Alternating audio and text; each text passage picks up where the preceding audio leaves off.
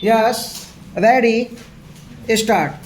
The pupil will, of course, consign to the dustbin of history those who have resigned the seats of to which they were elected to the present Lok Sabha.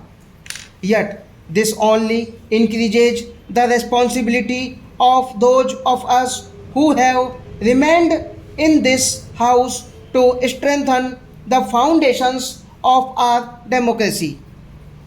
Democracy in parliament and in the state legislatures remains fragile so long as the roots of our democracy do not reach down to the villages and mohallas where the people live. Our constitution detailed the provision for democracy in parliament and in the state legislatures. Therefore, democracy in these institutions has survived every vicissitude and flourished. However, our constitution did not make democracy in local self government a constitutional obligation.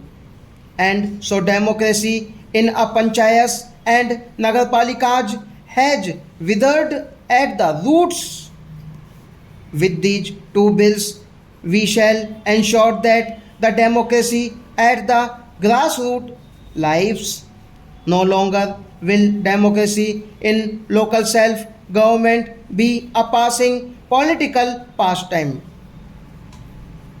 Through these bills, democracy in local self government becomes a solemn constitutional obligation, an obligation that can neither be outcasted nor floated for reasons of expediency or indifference.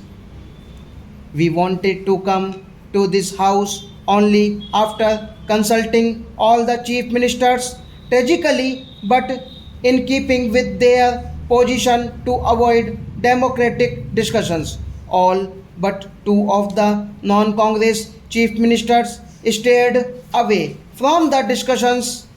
Many of them refused to let the elected representatives of their parties participate in the Nagarpalika Sammelans, and I believe one of them has dismissed some of those who participated in those discussions.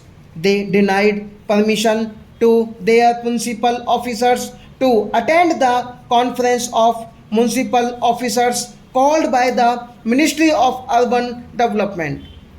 We have done our best. We have done all we can to involve them in a nationwide debate. They say there must be consensus before the constitution is amended but refuse to come for a discussion. How can a consensus be forged without dialogue? Their non cooperation notwithstanding, we come to Parliament at the end of the widest and most intensive series of consultations undertaken in the history of independent India. I have personally interacted with over of 25,000 knowledgeable and experienced persons, most of whom are elected representatives of the people before coming to this house with the Panchayati Raj and Nagarpalika bills. Times out of number, we have stressed that this is not a central state issue. Why should the constitutional enshrinement of democracy in the panchayats be a bone of contention between the center and the states? Why should reservations for the scheduled caste and the scheduled tribes and women be a matter of confrontation between the center and the states? Stop.